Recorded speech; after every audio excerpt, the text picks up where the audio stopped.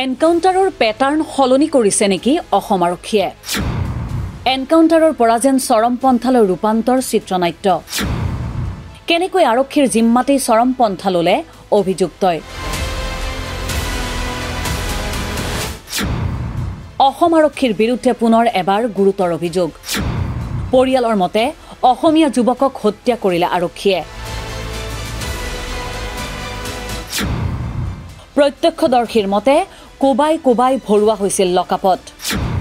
Smart আৰক্ষীয়ে 50,000 টকাৰ খোজ বিচৰাৰো অভিযোগ পৰিয়ালৰ। 50,000 টকা দিব পাৰিলেই জীৱন ৰক্ষা পৰিলহেঁতেন নেকি মহানন্দ কলিতাৰ? কিদৰে কোবাই কোবাই লকআপত ভৰোৱা হৈছিল মহানন্দ কলিতাক? কি কয় প্ৰত্যক্ষদৰ্শীয়ে? অভিযুক্তই চৰমপন্থা ল'বলৈ আৰক্ষীৰ বেষ্টনীত থাকোঁতেই কেনেকৈ সম্ভৱ হয়? অভিযুক্তৰ চাৰিওফালে আৰক্ষীয়ে গিজগিজাই থকাৰ মাজতে কেনেকৈ পালে ৰছী? উল্লেখযোগ্য যে ঘটনাৰ দিনা অৰ্থাৎ 30 জানুৱাৰীত আৰক্ষীয়ে গ্ৰেপ্তাৰ কৰা মহানন্দ কলিতাক কোবাই কোবাই লকআপলৈ লৈ যোৱা স্বচক্ষে দেখিছিল এগৰাকী যুৱকে। পুৰীয়াৰ সময়ত একজন মানুহক এই গাছৰ তলত এনেকুৱাকৈ কুবি আছে, এই চন্দন বিহাৰী আৰু এৰ নাম কি গাড়ী চলা ড্ৰাইভাৰ, এইটো হোমগাৰ্ড। এই দুজনে এনেকুৱাকৈ কুবাইছে মানুহজনে কৈ আছে, দাদা মই চুৰ কৰা নাই, মানুহজনে বহুত কৈ আছে মই চুৰ কৰা নাই, আটাবাৰী কৈ আছে, তথাপিতো কুবি আছে এই মানুহজনক। হিমন্ত বিশ্ব শৰ্মাৰ মুখ্যমন্ত্ৰিত্বৰ কাৰ্যকাল আৰম্ভ হোৱাৰ পাছতেই অসম আৰক্ষীৰ পেটাৰ্ণ সলনি হৈ পৰিছিল অসমত। বিগত বৰ্ষৰ শেষৰ মাহটোতো অসমত আলফা স্বাধীনৰ সন্দেহত কেইবাজনো অসমীয়া যুৱকক এনকাউণ্টাৰ কৰি ঘূণীয়া কৰা হৈছিল। ৰাজ্যত ইয়াকে লৈ বিভিন্ন সমালোচনাৰ সন্মুখীন হৈ আহিছে অসম আৰক্ষী। বহুতৰে অভিযোগ যে হিমন্ত বিশ্ব শৰ্মা আৰু আৰক্ষী সঞ্চালক প্ৰধান জি.পি. সিঙৰ যুটিয়ে অসমত এতিয়া এক নতুন ক'লা অধ্যায়ৰ আৰম্ভণি কৰিছে। এনে বিভিন্ন মত সমালোচনাৰ মাজতেই আকৌ এবাৰ অসম আৰক্ষীৰ বিৰুদ্ধে গুৰুতৰ অভিযোগ উত্থাপিত হৈছে। অসম আৰক্ষীয়ে এনকাউণ্টাৰৰ জৰিয়তে আছামী বা অভিযুক্তক মুক্ত হত্যা চলোৱাৰ অভিযোগ এতিয়া আৰু নতুন হৈ থকা নাই। এইবাৰো ব্যতিক্ৰম নহয় এই অভিযোগ। বকুৰ মন্দিৰাৰ মহানন্দ কলিতাৰ মৃত্যুৰ পাছতেই পত্নীৰ স্পষ্ট মত। আৰক্ষীৰ জিম্মাত থকা অৱস্থাত কিদৰে চৰমপন্থা ল'বলৈ সঁজুলি পালে অভিযুক্তই? অসম আৰক্ষীৰ চকীৰ পৰা ভিতৰত থকা টেবুলতেই কিদৰে ল'ব পাৰে চৰমপন্থা? এনে কেতবোৰ অভিযোগেৰে ন্যায় বিচাৰি অসম আৰক্ষীৰ বিৰুদ্ধে প্ৰশ্ন উত্থাপন কৰিছে পত্নীয়ে।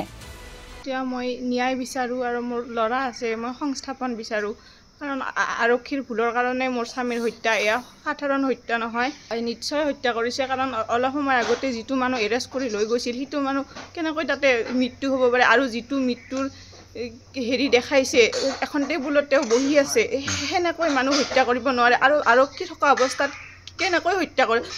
আত্মহত্যা কৰিব পাৰে মানুহ এটাই? ৰছী ক'ত পালে মানুহটোৱে? নিশ্চয় এইটো হত্যাকাণ্ড। মই ন্যায় বিচাৰোঁ আৰু মোৰ ল'ৰা আছে, মই সংস্থাপন বিচাৰোঁ। এই ঘটনাক লৈ সৰব হৈছে ছাত্ৰ মুক্তি সংগ্ৰাম সমিতি। অসমত বৰ্তমান হিমন্ত বিশ্ব শৰ্মাৰ নেতৃত্বাধীন এই চৰকাৰখনৰ দিনত, হিমন্ত বিশ্ব শৰ্মা গৃহমন্ত্ৰী হৈ থকা দিনত আজি অসমত মুক্ত হত্যা চলা বুলি আমি ক'ব বিচাৰিছোঁ। কিয়নো বাৰে বাৰে আমাৰ অসমীয়া যুৱকক যিকোনো প্ৰকাৰে থানাৰ ভিতৰতে হওক বা গুলীয়ে হওক কেনেকৈ মৃত্যু হ'ব পাৰে। আজি যদি আমি মহানন্দ কলিতাৰ এই ঘটনাটো চাব যাওঁ, যে মহানন্দ কলিতাক তেখেত এজন শিক্ষিত ল'ৰা আছিলে, তেখেতে এটা ইণ্ডাষ্ট্ৰীত তেখেতে কাম কৰিছিলে, লেবাৰ কাম কৰিছিলে, আৰু সেই ল'ৰাজনক চুৰিৰ অভিযোগত, মাত্ৰ সামান্য চিলিণ্ডাৰ চুৰিৰ অভিযোগত আমাৰ বকো থানাৰ অন্তৰ্গত যি জামবাৰী পহৰা চকী আছে, সেই পহৰা চকীত তেখেতক এৰেষ্ট কৰা হৈছিলে। আৰু এৰেষ্ট কৰি নিৰ্মমভাৱে তেখেতক প্ৰহাৰ কৰা হৈছিলে। আৰু প্ৰহাৰ কৰা বুলি ইতিমধ্যেই আমি মিডিয়া যোগে জানিব পাৰিছোঁ, এজন ল'ৰাই দেখিছে প্ৰহাৰ কৰা বুলি। তেখেতে নিজেই বাদ দিছে যে ল'ৰাজনক চোতালত, সেই পহৰা চকীৰ চোতালত নিৰ্মমভাৱে প্ৰহাৰ কৰা হৈছিলে। আৰু প্ৰহাৰ কৰি শেষত যেতিয়া তেখেতৰ মৃত্যু হৈছিলে, আৰু মৃত্যু হোৱাৰ পাছত তেখেতক আমাৰ এই পৰ্দাৰ ৰছী পৰ্দাখন ফালি সেই পৰ্দাৰে তেখেতক ফাঁচি দিয়া দেখুওৱা হৈছিলে, মানে গলত ৰছী লগাই পেলাই তেখেতক টেবুলত বহুৱাই থোৱা হৈছিলে। আমি হিমন্ত বিশ্ব শৰ্মাৰ ডাঙৰীয়াক ক'ব বিচাৰিছোঁ যে আপুনি আপোনাৰ পুলিচ বাহিনীক আমাৰ অসমীয়া যুৱকবিলাকক মাৰিবলৈ আপুনি এৰি দিছে নেকি? আমি হিমন্ত বিশ্ব শৰ্মাৰ ডাঙৰীয়াক প্ৰশ্ন কৰিব বিচাৰিছোঁ। আমি ডিজিপি মহোদয়ক প্ৰশ্ন কৰিব বিচাৰিছোঁ, জি.পি. সিং ডাঙৰীয়া, আপুনি অসমীয়া যুৱকক হত্যা কৰিবলৈ আপুনি কি এই ফান মেলিছে? আনহাতে পৰিয়ালৰ লোকে দিয়া মন্তব্য অনুসৰি বকো আৰক্ষী থানাৰ অন্তৰ্গত জামবাৰী পহৰাদাৰী চকীৰ আৰক্ষীয়ে 50,000 টকাৰ খোজ বিচাৰিছিল পৰিয়ালৰ লোকক। ন্যায়িক তদন্ত বিচাৰোঁ আমি, কেনেকৈ মৰিল, কি কৰিল, এৰেষ্ট কৰি নিয়াটো হয়, গম পাওঁ। ৰাতিপুৱাৰ পৰা ফোন কৰি আছে, টকা বিচাৰি আছে তেওঁ আৰক্ষীয়ে 50,000 টকা। তাৰপিছত পইচা লৈ আমি যাই নাপালোঁ। ইতিমধ্যে মৃত্যু বুলি খবৰ পালোঁ, মৃত্যু হোৱা বুলি ক'লে, ছুইচাইড কৰা বুলি ক'লে। থানা এখনৰ ভিতৰত ছুইচাইড কৰিব তেওঁ ৰচি ক'ত পালে? কিন্তু টকালৈ থানা নাপাওঁতেই মৃত্যু ঘটিল অভিযুক্ত মহানন্দ কলিতাৰ। গেছ চিলিণ্ডাৰ চুৰি কৰাৰ অভিযোগত গ্ৰেপ্তাৰ কৰা হৈছিল 35 বছৰীয়া ব্যক্তিগৰাকীক।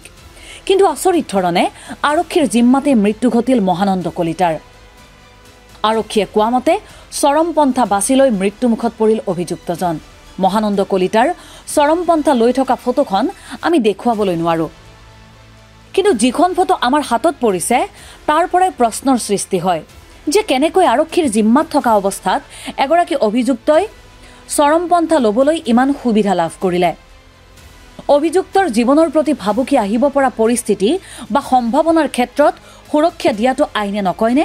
যদি কয়, কেনেকৈ চৰমপন্থা ল'ব পৰাকৈ প্ৰয়োজনীয় সা সঁজুলি আৰু সময় সুবিধা লাভ কৰিলে মহানন্দ কলিতাই? ইয়ে এতিয়া ৰহস্যৰ সৃষ্টি কৰিছে নে এনকাউণ্টাৰৰ চিত্ৰনাট্যৰ কথা বাৰে বাৰে খোল খোৱাৰ পাছত এইবাৰ অসম আৰক্ষীয়ে পেটাৰ্ণ সলনি কৰিছে? সেয়াও এক গভীৰ চিন্তাৰ বিষয় হৈ পৰিছে। News desk report, the cross current.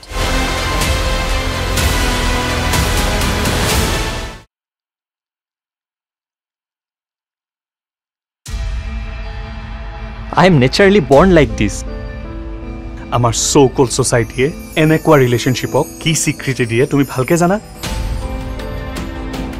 মই ভাবো তোমালোকৰ এই ভাল পোৱা কেৱল কামনাতে সীমাবদ্ধ। মোৰ কষ্টখিনি, মোৰ আঘাতবোৰ তুমিও বুজি নাপালা।